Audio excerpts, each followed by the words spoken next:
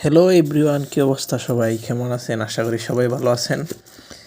ভাই আমি গরিবের খানা তো আপনারা সবসময় দেখেন, আমি সবসময় আপনাদের সাথে শেয়ার করি। মানে আমি একজন প্রবাসী হয়ে আমি কতটা কষ্ট করি। আর এখন তার রমজান না, এতদিন তো রমজানের খানা দেখছেন। এটা হচ্ছে আমার ডিনার, রাতের খাবার। এই যে দেখেন কি আনছি আজকে ছিল সাদা ভাত, ডাল, আর এটা হচ্ছে মুরগির তরকারি।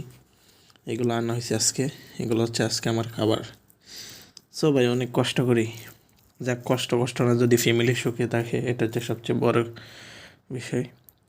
আর বিশেষ করে ভাই আমি নতুন, প্লিজ আমার ভিডিওটা যার সামনে পরে একটা লাইক দিয়ে একটা কমেন্ট করেন, আপনার আইডিতে আমি ঘুরে আসব।